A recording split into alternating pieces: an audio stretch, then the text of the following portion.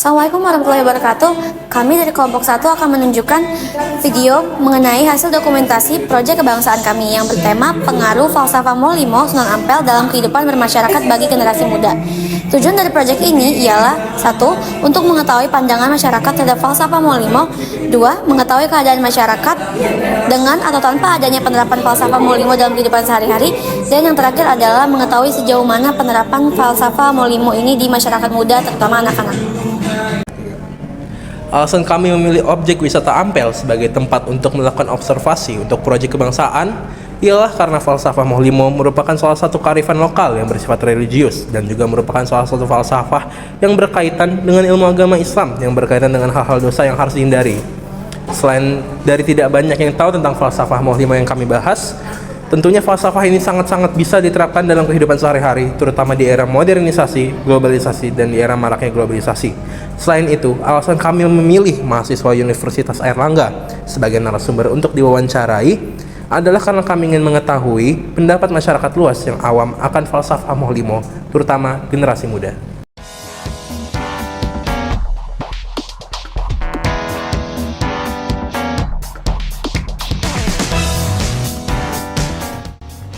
Pada akhirnya, kami pun sampai di tempat di mana kami akan melakukan observasi. Dan seperti inilah kawasan wisata religi Sunan Ampel.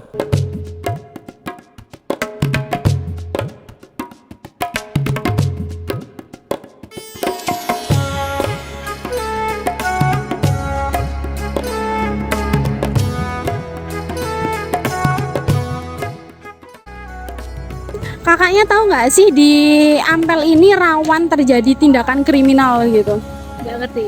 Nggak ngerti ya. Mungkin belum pernah lihat seperti itu ya. Kakaknya tahu nggak sih ada 5 ajaran Sunan Ampel yang dinamakan dengan Maulimo? Nggak ngerti ya. Saya emang sepertinya belum tersebar merata gitu. Mungkin bisa saya beri ini dulu. Jadi ajaran Maulimo itu ajaran Sunan Ampel yang terdiri dari 5 poin gitu. Yang pertama ada moh main, moh ngombe, moh madon, moh madat, sama moh maling. Mungkin kakak-kakaknya yang dari Lamongan sudah ngerti ya bahasa Jawa. Mau berarti tidak mau. Iya, betul.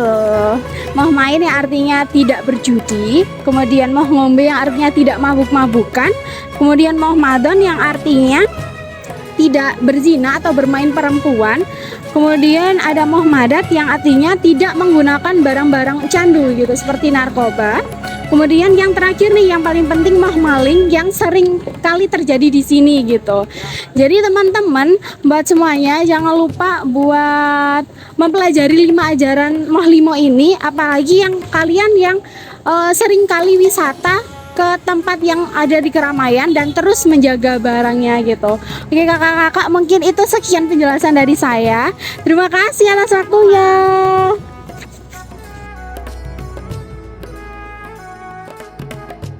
Oke, jadi di sini saya akan melakukan wawancara dengan salah satu narasumber nih, dan Mbak siapa ya? Nama saya Fitriana Yuliati Irawan dari Fakultas Vokasi. Oke, jadi Mbak Fitri di sini saya mau bertanya, Mbak Fitri sendiri sudah tahu belum dengan falsafah Maulimo itu apa? Saya sendiri baru mendengarnya ya kali ini. Oke, baru dengar. Jadi kalau falsafah Maulimo itu adalah ajaran Sunan Ampel ya yang mengajarkan tentang beberapa larangan. Nah, kalau pandangan Mbaknya sendiri tentang ajaran Maulimo yang melarang seperti kegiatan berjudi ataupun mencuri itu bagaimana pandangannya? Menurut saya hal itu bagus ya untuk dijadikan pedoman, namun penyebarannya masih kurang.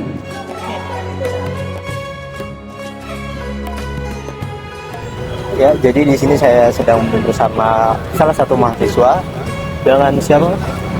Perkenalkan, saya Yasmin Takin, salah satu mahasiswa aktif Matematika. Oke, di sini saya sedang bersama Mas Yed, salah satu mahasiswa dari Universitas Airlangga.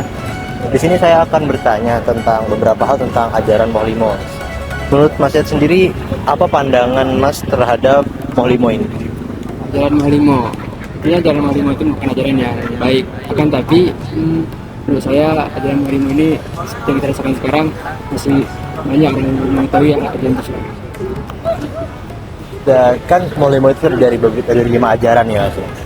Menurut Mas sendiri, pendapat dari Mas Yed sendiri bagaimana tentang pelanggaran dari hal-hal yang diajarkan di Maulimo itu?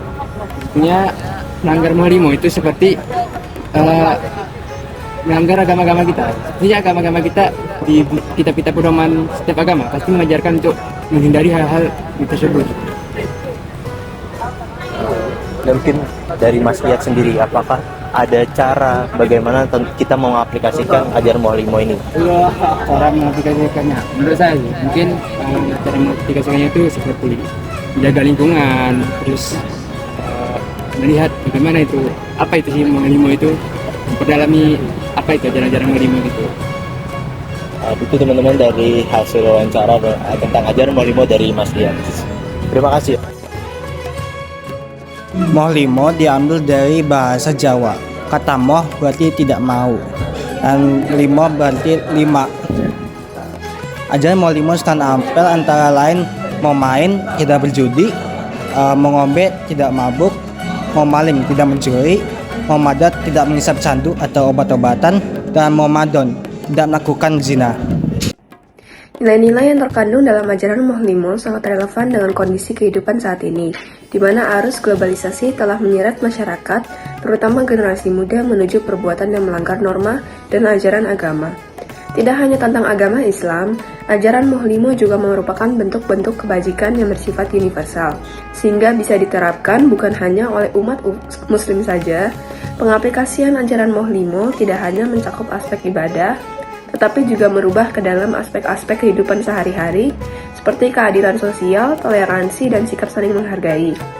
Melihat minimnya pemahaman generasi muda akan ajaran Mohlimo Sunan Ampel, kelompok kami memutuskan untuk melaksanakan suatu inisiatif sosialisasian dengan tujuan meningkatkan kesadaran mengenai ajaran tersebut.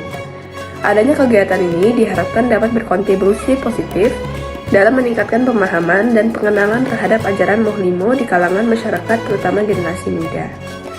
Dari observasi dan kajian yang telah dilakukan, dapat ditarik kesimpulan bahwa Sunan Ampel sebagai pemimpin spiritual dan penyebar ajaran Mohlimo memiliki peran sentral dalam membentuk identitas Islam di Jawa Timur. Warisan Sunan Ampel termasuk tradisi keagamaan, budaya, dan sistem pendidikan Islam, menjadi bagian integral sejarah dan kehidupan masyarakat setempat. Sayangnya pengetahuan ini kini semakin terpinggirkan, terutama di kalangan generasi muda. Meskipun dianggap sejalan dengan nilai-nilai Al-Quran, pengetahuan mengenai ajaran tersebut kurang tersebar, sehingga pelanggarannya jarang terjadi. Untuk menjaga warisan intelektual dan spiritual Sunan Ampel, perlu dilakukan inisiatif penyebaran dan pengaplikasian ajaran Mohlimo dalam masyarakat. Oke teman-teman, kelompok 1 udah selesai nih field study-nya di wisata religi Sunan Ampel. Mohon maaf apabila ada kesalahan dari kami, baik perkataan maupun perbuatan. Wassalamualaikum warahmatullahi wabarakatuh.